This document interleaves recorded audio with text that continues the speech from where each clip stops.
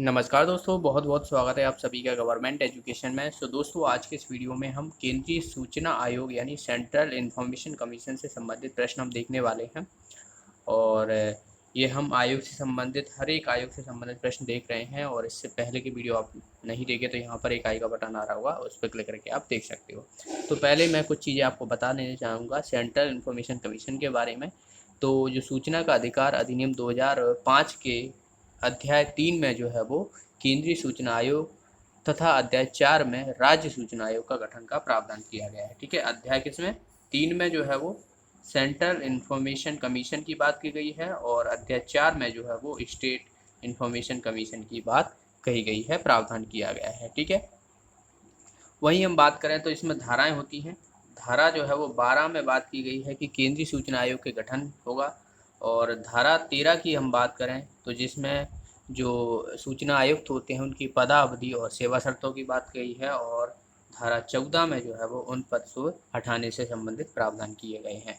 अधिकतम जो इसमें सदस्य होते हैं एक सूचना आयुक्त, और अधिकतम जो है वो 10 केंद्रीय सूचना आयुक्त का प्रावधान किया गया है। इसकी नियुक्ति कौन करता है? इसकी नियुक्ति करता है राष्ट्रपति यानी प्रेसिडेंट करता है।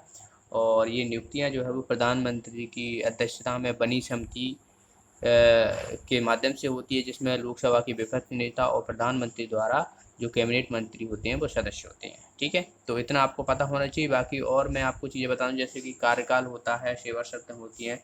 तो बात की जाए तो इनका जो कार्यकाल होता है वो 5 वर्ष का होता है, और या 65 वर्ष, तो जो भी पहले हो जाए 5 वर्ष या 65 वर्ष। ठीक है, पुनः जो है वो पुनः अगर आपको यहाँ पर बात की जाए तो सेंट्रल इंफॉर्मेशन कमीशन की बात की जाए तो पुनः नियुक्ति का प्रावधान नहीं है इसमें। ओके, तो इसे भी आपको याद रखना है। और जो सूचना अधिकार संशोधन विधेयक 2019 लाया गया था उसके उसमें जो है इसका संशोधन किया गया था। सूचना का अधिकार अधिनियम 2005 को संशोधन किया गया था 2019 में। ओके, तो इसे भी आपको याद रखना है। अब हम सीधे सीधे क्वेश्चन देखते हैं। क्वेश्चन के माध्यम से बाकी जो चीज़ें हैं उनको हम जानने की कोशिश करेंगे। ओके, तो चलिए हम फर्स्ट क्वेश्चन की तरफ बढ़ते हैं। पहला क्वेश्चन है, सूचना का अधिकार अधिनियम किस वर्ष प्रवर्तित हुआ? तो ये 2005 की बात की गई है। मैंने बताया था सूचना का अधिकार अधिनियम वर्ष 2005 में जो है वो किया। तो इसका आंसर हो जाएगा हमारा सी ऑप्शन। नेक्स्ट क्वेश्चन है, सूचना के अधिकार में किस वर्ष संशोधन किया गया था? तो ये भी मैं हाल ही मैंने बताया था 2019 में जो है संशोधन किया गया था। इसका आंसर हो जाएगा हमारा बी ऑप्शन। अगला क्वेश्चन है, केंद्रीय सूचना आयोग एक है संवैधानिक निकाय, वैधानिक निकाय, एक स्वतंत्र निकाय है, ये सभी? तो ये किस तरीके का निकाय है? जो केंद्रीय सूचना आयोग है एक तरीके से स्वतंत्र निकाय है, या किसी भी मंत्रालय के अधीन कार्य नहीं करता है, इसीलिए जो है ये एक स्वतंत्र निकाय हो जाता है। तो इसका आंसर हो जाएगा हमारा सी ऑप्शन। अगला क्वेश्चन है कि केंद्रीय सूचना आयोग में किस उपक्रम एवं आदि के बारे में शिकायतों एवं अपीलों की सुनवाई करता है?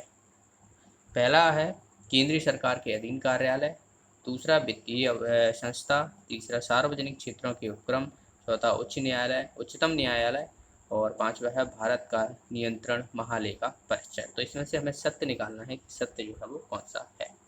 तो केंद्र सरकार के अधीन ये बिल्कुल सही है, वित्तीय संस्था ये भी सही है, और सार्वजनिक क्षेत्र उपक्रम ये भी सही है। तो इसका आंसर क्या हो जाएगा हमारा? पहला, दूसरा, तीसरा, यानी बी ऑप्शन इसका आंसर हो जाएगा। बाकी ये गलत है।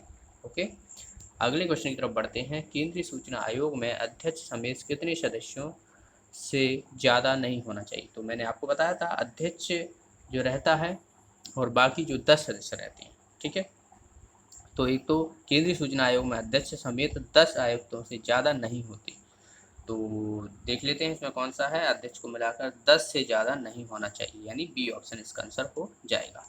अगला क्वेश्चन है कि केंद्रीय सूचना आयोग में अध्यक्ष एवं सदस्य की नियुक्ति राष्ट्रपति द्वारा एक समिति की सिफारिश पर की जाती है। उस समिति में कौन कौन होता है? ठीक है, तो प्रधानमंत्री, ठीक है, लोकसभा अध्यक्ष, लोकसभा के विपक्ष नेता, राज्यसभा का सभापति, प्रधानमंत्री द्वारा मनोनीत एक कैबिनेट। ठीक है, तो इसका आंसर क्या हो जाएगा? इसका आंसर हो जाएगा हमारा, यहाँ पर देखिए ऑप्शन दिए हुए हैं इधर। तो पहला प्रधानमंत्री होता है, बिल्कुल सही है यहाँ पर। ठीक है, और बात की जाए तो इसमें कौन और रहता है? इसमें रहता है अपना लोकसभा का विपक्ष नेता। ठीक है, और बात की जाए प्रधानमंत्री द्वारा मनोनीत एक कैबिनेट, तो कौन सा हो गया, पहला, तीसरा और पांचवा। तो सी ऑप्शन इसका आंसर हो जाएगा। ये तीन चीज़ें होती हैं, भारत का प्रधानमंत्री, लोकसभा का विपक्ष नेता और प्रधानमंत्री द्वारा मनोनीत एक कैबिनेट मंत्री। अगले क्वेश्चन की तरफ बढ़ते हैं। नेक्स्ट है यहाँ पर, आयोग का अध्यक्ष एवं सदस्य बनने के लिए इनमें से किन योग्यता का निर्धारण किया गया है। पहला है, सार्वजनिक मामलों का ज्ञाता होना आवश्यक है। दूसरा, विधि विज्ञान एवं तकनीकी सामाजिक सेवा का विशिष्ट अनुभव। और तीसरा, प्रधानमंत्री की नज़र में पत्रकारिता, जनसंचार आदि मामलों का जानकार व्यक्ति। ये है, कोई लाभ का व्यापार व उद्यम भी ना करता हो। और अगला है, उसे सत्तारूढ़ी पार्टी का सदस्य अवश्य होना चाहिए। तो इसमें जो सार्वजनिक मामलों का बिल्कुल ज्ञाता होना चाहिए, ये सही है। विधि विज्ञान तकनीकी सामाजिक सेवा, ये इसका भी अनुभव होना चाहिए। और जो तीसरा स्टेटमेंट है ये गलत है, इसमें ये वाला पात्र नहीं दिया हुआ है। कोई लाभ का व्यापार और उद्यम भी ना करता हो, तो यानी पहला, दूसरा और चौथा, यानी सी ऑप्शन इसका आंसर हो जाएगा। अगला क्वेश्चन, आयोग के अध्यक्ष एवं सदस्यों की पदावधि कितनी होती है। तो बहुत ही आसान सा क्वेश्चन है।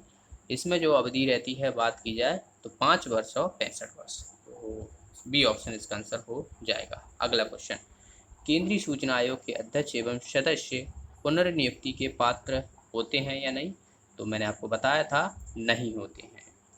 इसका आंसर हो जाएगा बी ऑप्शन। अगला क्वेश्चन है, आयोग के आयुक्त व सदस्यों को हटाने की शक्ति निहित होती है। राष्ट्रपति के पास, संसद के पास, उच्चतम न्यायालय जांच के बाद राष्ट्रपति द्वारा या भारत सरकार द्वारा। तो जब भी हमें ये हटाना होता है तो उच्चतम न्यायालय की जांच के बाद जो है वो राष्ट्रपति द्वारा हटाया जाता है। तो इसका आंसर क्या हो जाएगा हमारा, इसका आंसर हो जाएगा हमारा सी ऑप्शन। अगला क्वेश्चन, सूचना मुख्य सूचना आयुक्त के वेतन भत्ते किसके समान होते हैं। तो जितने भी वेतन भत्ते हैं वो दरअसल किसके समान होते हैं, ये पूछा गया है। तो ऑप्शन ए है उच्चतम न्यायालय के न्यायाधीश के समान। ऑप्शन बी, संघ लोक सेवा आयोग के सदस्यों के समान। ऑप्शन सी, कैबिनेट मंत्री के समान। ऑप्शन डी, नियंत्रण भारत का नियंत्रण एवं महालेखा परीक्षक के समान। ऑप्शन ई, निर्वाचन आयोग के मुख्य निर्वाचन आयुक्त के समान। तो सूचना आयुक्त के जो वेतन भत्ते होते हैं वो होते हैं निर्वाचन आयोग के मुख्य निर्वाचन आयुक्त के समान। तो ई ऑप्शन इसका आंसर हो जाएगा। नेक्स्ट है यहाँ पर, वर्तमान समय में केंद्रीय सूचना आयोग के अध्यक्ष कौन है। वर्तमान समय में आपको याद रखना है, वर्तमान की बात की गई है। तो यहाँ पर दरअसल ऑप्शन नहीं दिया हुआ है। अभी हाल ही में जो है वो अपॉइंट किए गए थे 2020 में, तो नवंबर माह के में किए गए थे। तो इनका याद आप नोट कर लेना, यशवर्धन कुमार सिन्हा।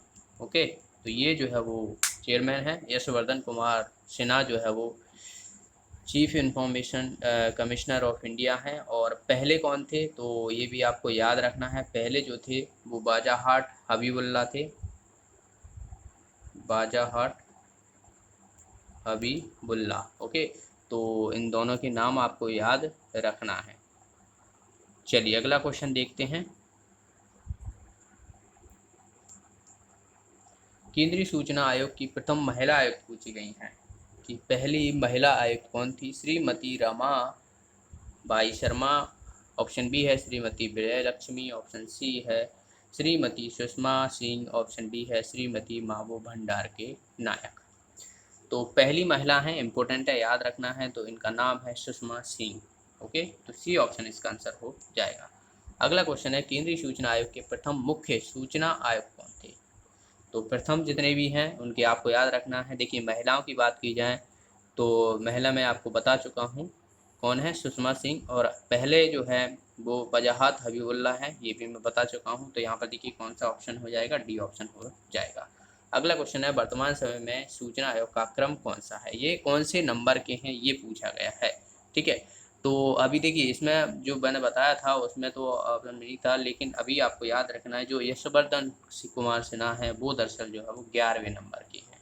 ठीक है, इनका 11वां नंबर है यशवर्धन कुमार सिन्हा का, याद रखना है। अगला क्वेश्चन है कि केंद्रीय सूचना आयोग का गठन कब हुआ था। तो इसका गठन कब हुआ था, 2 अक्टूबर 2005, 13 अक्टूबर 12 अक्टूबर 2005, 13 अक्टूबर 2006, 14 अक्टूबर 2007 या 15 अक्टूबर 2008।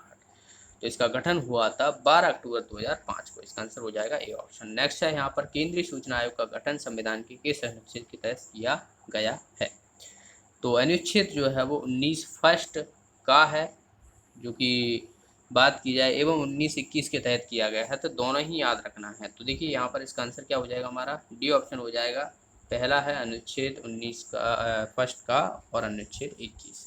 ओके। और एनजीटी मैंने आपको बताया था, एनजीटी भी जो है वो 21 के तहत किया गया था, पिछले वीडियो में मैंने बताया था, तो वो भी आपको याद रखना है। अगला क्वेश्चन है, सूचना का अधिकार अधिनियम 2005 की कौन सी धारा में लोक प्राधिकरण को परिभाषित किया गया है? धारा 2 चा, धारा 2 का खा, धारा 2 का और धारा 2। तो ये जो है वो धारा 2 जाक में लोक प्राधिकरण परिभाषित किया गया है। इसका आंसर हो जाएगा हमारा ए ऑप्शन। ओके।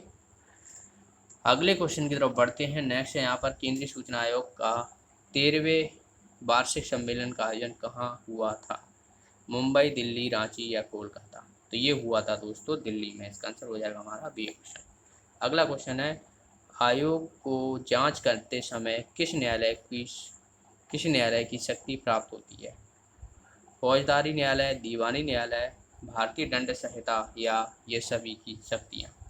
तो इसमें जो है वो दीवानी न्यायालय की जो है वो शक्तियाँ प्राप्त होती हैं जब भी आयोग को जांच करते समय करना होता है, तो दीवानी न्यायालय।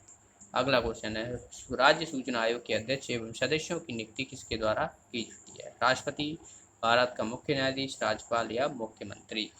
तो मैंने आपको बताया था ये जो है वो किसके द्वारा की जाती है। देखिए, राज्य सूचना आयोग की बात की जाए, केंद्र में जो है वो राष्ट्रपति के द्वारा, और बात की जाए तो राज्य में जो है वो राज्यपाल के द्वारा नियुक्ति की जाती है। एक समिति की सिफारिश पर करते हैं इसमें। ओके। तो राज्य में पूछा गया है तो राज्यपाल। अगला क्वेश्चन है यहाँ पर, राज्य के सूचना आयोग के वेतन भत्ते किसके समान होते हैं? तो जिस तरीके से आपने देखा होगा कि जो उच्चतम वो राज्य केंद्र में बात की जाए तो सूचना आयोग के समान होते हैं, निर्वाचन आयोग जो होते हैं। वहीं हम बात की जाए तो राज्य सूचना आयोग के वेतन भत्ते जो होते हैं मुख्य सचिव के समान होते हैं। तो राज्य मुख्य सचिव के समान होते हैं। तो इसका आंसर हो जाएगा हमारा सी ऑप्शन। कंफ्यूज बिल्कुल मत होना, उसमें जो है वो बात की जाए जो है वो निर्वाचन आयोग के समान होते हैं, लेकिन यहाँ पर राज्य के मुख्य सचिव के समान होते हैं। तो दोनों में कंफ्यूज बिल्कुल मत होना। अगला क्वेश्चन है, राज्य के सूचना आयोग को पद से कौन हटाता है? राज्यपाल, उच्च न्यायालय की जांच के उपरांत राज्यपाल, राष्ट्रपति द्वारा या उच्चतम न्यायालय की जांच के बाद राज्यपाल? तो ये जो है वो उच्चतम न्यायालय की जांच के बाद जो है वो राज्यपाल हटाता है। अगला क्वेश्चन, सूचना का अधिकार अधिनियम 2005 के तहत किस अध्याय में केंद्रीय सूचना आयोग एवं राज्य सूचना आयोग का प्रावधान किया गया है? अध्याय 1 या 2, अध्याय 1, 2 एवं 3, अध्याय 3 एवं 4, अध्याय 5 एवं 6? तो किस अध्याय में की गई है? तो ये अध्याय आपको याद रखना है। अध्याय 3 एवं अध्याय 4 में जो है वो केंद्रीय सूचना आयोग, और बात की जाए तो राज्य सूचना आयोग। 3 में हो गई केंद्रीय और 4 में हो गया राज्य आयोग। तो इसका आंसर हो जाएगा हमारा सी ऑप्शन। अगला क्वेश्चन है, सूचना का अधिकार अधिनियम का नोडल मंत्रालय कौन सा है? सूचना प्रसारण मंत्रालय, पृथ्वी विज्ञान मंत्रालय, कार्मिक और प्रशिक्षण विभाग या भारत सरकार? तो ये होता है कार्मिक और प्रशिक्षण विभाग, सी ऑप्शन। अगला है, सूचना का अधिकार अधिनियम के तहत ऑनलाइन आरटीआई पोर्टल बनाने में राज्य सरकार की सहायता कौन करेगा? तो राज्य सरकार की जो सहायता करता है वो करता है राष्ट्रीय सूचना विज्ञान केंद्र। इसका आंसर हो जाएगा हमारा सी ऑप्शन। अगला है, सूचना का अधिकार अधिनियम 2005 में संशोधन के पश्चात मुख्य सूचना आयुक्त एवं अन्य आयुक्त के वेतन भत्ते एवं अन्य शर्तें कौन निर्धारित करेगा? संसद द्वारा, राज्य विधानमंडल द्वारा, केंद्र सरकार द्वारा या राष्ट्रपति द्वारा? तो जो भी वेतन भत्ते होते हैं वो कौन निर्धारित करता है, ये कहा गया है। तो ये जो है वो बात की जाए तो केंद्र सरकार द्वारा किया जाता है, सी ऑप्शन। अगला क्वेश्चन है, सूचना का अधिकार अधिनियम 2005 में संशोधन के पश्चात इनका कार्यकाल एवं पदावधि कितनी तय है? राष्ट्रपति द्वारा निर्धारित की गई है, केंद्र सरकार द्वारा निर्धारित की गई है, उच्चतम न्यायालय द्वारा निर्धारित की गई है, या संसद द्वारा कानून बनाकर 3 वर्ष की गई है? तो कार्यकाल और पदावधि तय की बात की गई है। तो ये दरअसल जो है वो केंद्र सरकार द्वारा निर्धारित की गई है। तो बी ऑप्शन इसका आंसर हो जाएगा। नेक्स्ट क्वेश्चन है, सूचना का अधिकार अधिनियम 2019 लागू होगा संपूर्ण भारत पर जम्मू एवं कश्मीर को छोड़कर, और 5वीं व 6ठी अनुसूची को छोड़कर संपूर्ण भारत पर, या इनमें से कोई नहीं। तो जो सूचना का अधिकार अधिनियम 2019 से जो बात की गई, संशोधन किया गया था, वो संपूर्ण भारत पर लागू होगा। तो इसका आंसर हो जाएगा हमारा ये ऑप्शन। अगला क्वेश्चन है, सूचना का अधिकार अधिनियम 2005 में किस वर्ष संशोधन किया गया था? तो मैंने आपको बताया था किस वर्ष किया गया था, 2019 में जो है वो किया गया था। तो इसका आंसर हो जाएगा हमारा बी ऑप्शन। तो ये थे सूचना आयोग से संबंधित प्रश्न, केंद्रीय सूचना आयोग। ओके, अगले वीडियो में हम आगे के जो आयोग हैं वो भी हम देखते कवर चलेंगे। और वीडियो अच्छा लगा तो वीडियो को लाइक और शेयर जरूर कर दिया करें। मिलते हैं अगली वीडियो में, तब तक अपना ध्यान रखिए। धन्यवाद।